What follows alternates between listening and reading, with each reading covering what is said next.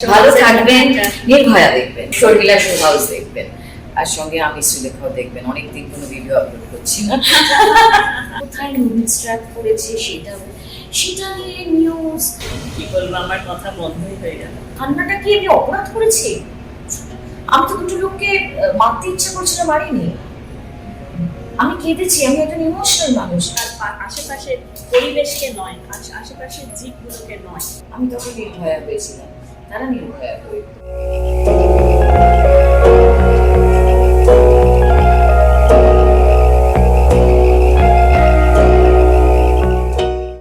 Sharmila show house. আমি এক বিশ্ববরেণ্য অভিনেত্রীর সঙ্গে কথা বলছি, শ্রীলেখা। আমি কিন্তু কথাটা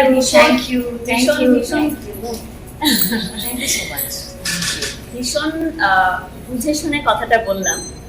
কনগ্রাচুলেশনস, যে অ্যাওয়ার্ডটা তোমার কাছে এলো, মানে যে সম্মানটা তোমার কাছে এলো, এটা কিন্তু আজ অবধি কোনো বাংলা এবং টলিউডের কোনো অভিনেত্রীর কাছে আসেনি। এটা নিয়ে আমি সত্যি শর্মিলা, কোথায় শ্রীলেখার হাফ প্যান্ট পা দেখা যাচ্ছে, কোথায় মুভিজ ট্র্যাক করেছে সেটা নিয়ে নিউজ, ওই এত কিছু হয়, অথচ আমার কাজটা, আমার অ্যাচিভমেন্টটা নিয়ে কথা হয় না।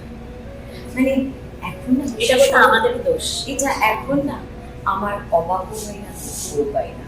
আমি সেই সব স্টেজগুলো পার হয়েছি।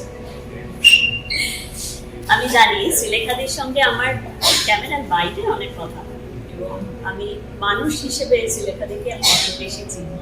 তাও বলবো, শ্রীলেখা, এই যে রেকগনিশন অ্যাওয়ার্ড, এগুলো কি তোমার এখন ধাতব পাত্র মনে হয়? মানে একটা ধাতুর তৈরি কোনো কিছু যেটা আলমারিতে জায়গা করে নিয়েছে? জাস্ট আমি তোমাকে সত্যি কথা বলি, আমার বাড়িতে তুমি আসোনি। আমার বাড়িতে তুমি যদি আসো, আমার বাড়ির ড্রয়িং রুমে না আমার কোনো ছবি নেই। আমার বাড়ির ড্রয়িং রুমে আমার কোনো শোকেসে এই অ্যাওয়ার্ড এসব কিছু নেই। আমি ওইগুলো একটু লজ্জা পাই, মানে নিজেকে ওই দেখো দেখো দেখো আমি কারণ আমি না জীবনটাকে অন্যভাবে দেখি, জানো। অ্যাওয়ার্ড ঢালা সবই তো ঠিক আছে, আমাদের ছবি অ্যাওয়ার্ড ওখানে পাইনি। আমাদের ছবি তো দেখানো হচ্ছে, that itself is a huge কারণ ভেনিস, বার্লিন, কানস, আপনি জানেন ভেনিস, কারণ ওখানে যেই মানে বিদেশি মিডিয়া, প্রেস, মানুষ, ফিল্ম মেকার, তাদের কাছ থেকে যে রেসিপ্রোকেশন আমরা পেয়েছি, সেটা তো আমার মনে হচ্ছিল ওখান থেকে লাইভ করে এখানকার মানুষদের দেখাই। সো যাই হোক, সেটা কোনো ব্যাপার নয়। কিন্তু আমি না মনে হয় মৃত্যুর পর কি, এই যে এত লোকে ছুটছে, এত লোকে একে অপরকে নিচে নামাচ্ছে, আমার এত টাকা দেখাচ্ছি আমি, আমার এত বাড়ি, 4টি পরিবার, এইসব কিন্তু সব সুপারফিশিয়াল, খুব ওপর একটা জিনিস। আমি মানুষ হিসেবে কি করতে পারছি আমার কাছে খুব। আমি যখন বাবাকে শ্মশানে ওই চুল্লিটায় ঢোকালাম, বাবার মুখাগ্নি করে, বাবা ছাই হয়ে বেরোলো কতগুলো ইয়ে, তখন মনে হয় কি নিয়ে গেলাম। বাবা সিগারেট খেতে, বাবার পকেটে তো সিগারেটের প্যাকেট ঢুকে দিয়েছি, কারণ ফিরে এসে তো আমি বাবাকে হারিয়েছিলাম। আর এখন না, এই যে না পাওয়াগুলো আমার কাছে কিচ্ছু ভালো লাগে। এবং বিশ্বাস করো, আমি যারা দেখছেন তাদের কাছেও বলছি, সত্যি কিছু ম্যাটার করে না। আমি জীবনে অনেক কিছু পেয়েছি, বিশ্বাস করুন। আমি এত সত্যিকারের মানুষজনকে পাশে পেয়েছি, যারা ফেক নয়, যারা আমাকে ভালো বলে তাদের 2 পয়সা লাভ নেই, যারা আমার পাশে আমার হয়ে লড়াই করে। তো সেইটা আমার যে কোনো কিছুর থেকে অনেক অনেক বেশি। সুতরাং আমি অনেক কিছু পেয়েছি। আমি জীবন নিজের শর্তে বেঁচেছি শর্মিলা। আমার ব্যাংক ব্যালেন্স বিশাল কিছু না থাকতে পারে, আমি জীবনটা না, আমি আমার টার্মসে বেঁচেছি, এবং যেটা আমি ঠিক মনে করেছি আমার মধ্যে আমি সৎ পথে বেঁচেছি। আমি একজন সৎ মানুষ, যে মিথ্যা বলি না, মিথ্যাচারিতা করি না। যে আগুনটা কয়লার উপরে দিক দিক করে জ্বলতেই থাকে, তার থেকে বেশি যে আগুন ঝুঁকি হয়ে ওঠে মাঝে মাঝে, তার দিকে নজর বেশি যায়। তোমার যখন ছবিগুলো দেখেছি, সে রেনবো জেলি হোক, তারপরে তোমার এই ছবিটা আমার দেখা হয়। এই ছবিটা অবশ্যই এখন ফেব্রুয়ারিতে রিলিজ করবে। আচ্ছা, once upon a time in Kolkata release করলেই দেখবো 100%। আর এটা কিন্তু মোবাইলে দেখার ছবি। এই ছবিটা কিন্তু একদম হলে। বড় পর্দার এক্সপিরিয়েন্স, একটা ছবি। এটা ওই সিরিয়াল শুট করা, টিভি সিরিয়াল মুভি ক্যামেরায় শুট করা ছবি নয়। নিশ্চয়ই নয় এটা। এবং যেহেতু এখন সিনেমা হলগুলো ভালোভাবেই খুলে যাচ্ছে, এবং 100% হল অকুপেন্সি শুধু নয়, হাউসফুলও হচ্ছে, কারণ মানুষ এতদিন সিনেমা দেখতে পায়নি। এটাতেই বলতে যায় ভালোবাসাটা কোথায় আসলে। যে জিনিস হাতে হাতে হাতে করে সেটা তো একরকম, মানুষকে আরো বড়মুখী করে দিয়েছে, জানো তো। তুমি সবকিছুই এখন মোবাইলের একটা এতে পেয়ে যাও। তুমি সব সিনেমা দেখছো এতে। মানুষ আরো একা, এলিয়েনেটেড, ঘরমুখী, স্বার্থপর। তাই কি এটা। নাকি আরো বহির্মুখী হচ্ছে এটা? না না, এটা হচ্ছে এবার মানুষকে এই প্যান্ডেমিক, অমুক তমুক সব কিছুর থেকে বেরিয়ে আমাদের বাচ্চাগুলো, আমার মেয়ে এবার আইসিএসসি দিচ্ছে। সো সে 9-10 দু বছর স্কুলেই গেল না। জীবন থেকে তার 9-10 কি বাড়িতে অনলাইন ক্লাসেস। পরম অপ্রাপ্তি, মানে চরম অপ্রাপ্তি থেকে গেল। একদম তাই, একেবারেই তাই। তো সেইখানে মানুষ অদ্ভুত একটা হয়ে গেছে। তো মানুষকে আমি বলবো যে সব রকম আপনাদের ডাবল ভ্যাকসিনেশন, যা যা করণীয় সব কিছু করে আপনারা এবার সিনেমা হলে যান এবং মানুষের সাথে মিশুন। আমরা এই মোবাইল ফোনে আবরণ করে কথা বলুন। মানুষের মানে মোবাইল ফোনে সারাদিন ধরে এই করতে করতে ফেক হ্যাপিনেস, ফেক। আমি কেঁদেছি একটা বিচ্ছিন্ন ঘটনা, আমি কেঁদেছি। আপনি কাঁদলেন কেন? ভাই, কান্নাটা কি আমি অপরাধ করেছি? আমি তো দুটো লোককে মারতে ইচ্ছা করছিল, মারিনি। আমি কেঁদেছি, আমি একজন ইমোশনাল মানুষ। কি করেছি আমি? কেঁদেছি মানে আমি খুব দুর্বল তা নয়, কিন্তু আমি ওই ফিনিক্সের মতো, বুঝলে তো, ওই জ্বলে পুড়ে খাপ হয়ে যাই, আবার ওইখান থেকে আবার রিবার্থ হয়।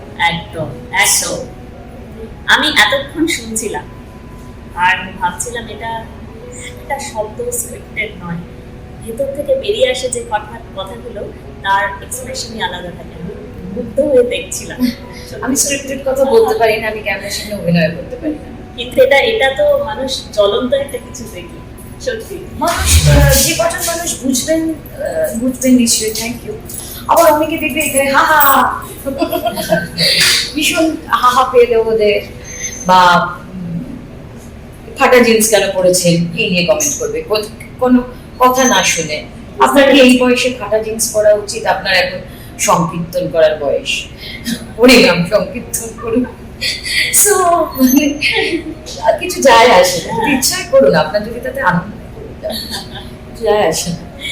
আমি আসবো নির্ভয়ার কথা। হ্যাঁ, নির্ভয়া আমাদের জীবনে ওতপ্রোত জড়িয়ে গেছে একটি বিশেষ ঘটনার পর, 2012 সালের ডিসেম্বরে সেই ঘটনা।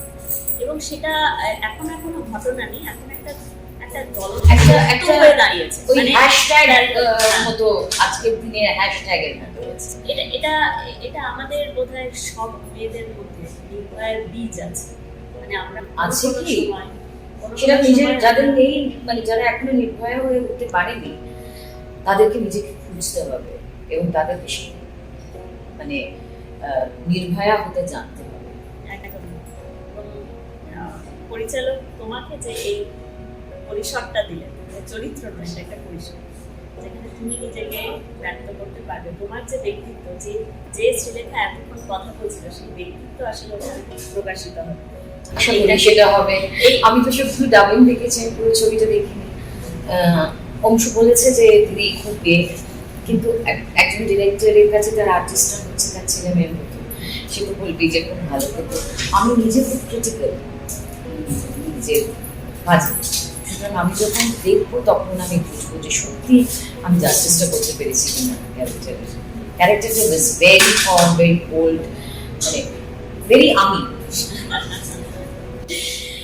এই এখানে ধরো তোমার মধ্যে সবসময় একটা খুব ধারালো, মানে একটা ছুরির মতো প্রতিবাদী সত্তা আছে। সেই প্রতিবাদ কখনো কখনো একটু বাড়ায়।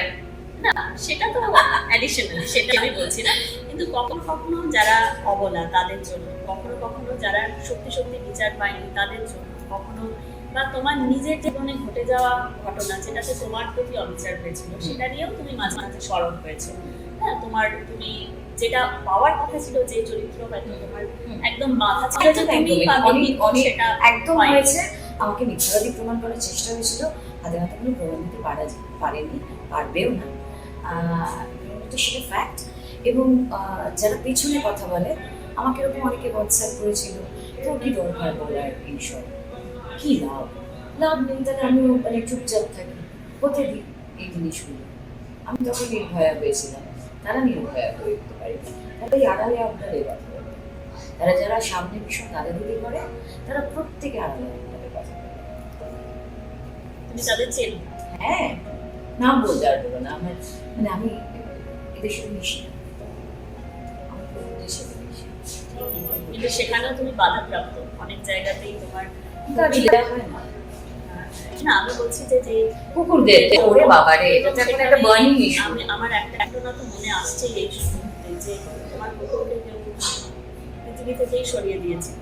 তুমি যেভাবে কেঁদেছিলে সেটা আমার মানে এটা শকিং আমার কাছে এখনো। এই এই যে মানুষ নিজেকে এত বেশি গুরুত্ব দেয়, অথচ তার আশেপাশের পরিবেশকে নয়, আশেপাশের জীবগুলোকে নয়, এটা কি করে মানে এটার সমাধানটা কি? তুমি কি মনে করো?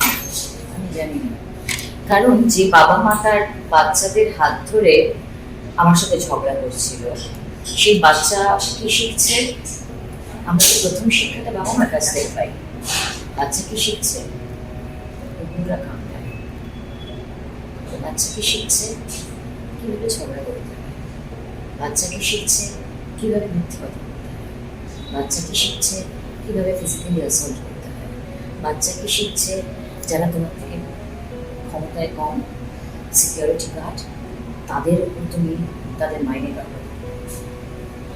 সুতরাং এই বাচ্চাগুলো যে বড় হয়ে এই বাবা মা বৃদ্ধাশ্রমে পাঠাবে না, সে বিষয়ে কি বলবো, আমার কথা বন্ধই হয়ে গেল। এসব তো আমরা ভাবি না, পুরোটাই বড় বড় ভাবি। আর এটা মানুষের, আমি মানে কুকুর তো একটা রিজন, এটা মিথ্যে কথা বলা হয়েছে। মানে ওরা সেই কি একটা টিভি আছে করে একটা চ্যানেল, খাজা মাজা কি নাম, তো সেখানে তারা একটা পেট চ্যানেল, তাদেরকে ডেকে এনে পয়সা দিয়ে নিউজ করেছে। আমি কুকুর লেগে দিয়েছি।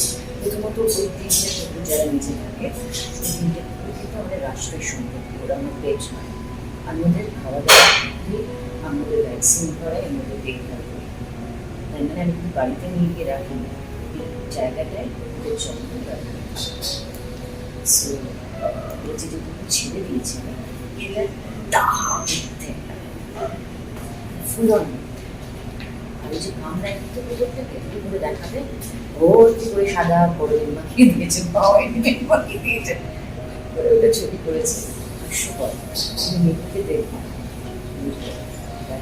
বাড়ি থেকে এটা স্টেটাস দেখাবে। এখানে আমি আসছিলাম, যে দেশি তোমার কি মনে হয় কলকাতার সরকার ফেক লাভারে করে গেছে?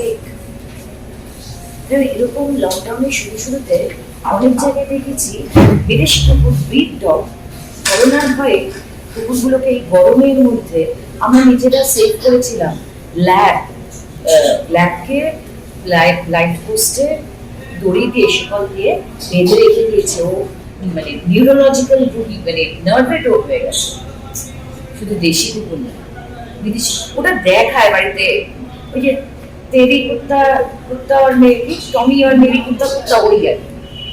টমি, জ্যাক, হ্যারি পটার এইসব ডেকে তারা লেজ নিয়ে নিয়ে একটু দেখাবে, দেখো কত দাম, इसको मैंने 40,000 80,000 देकर खरीदे।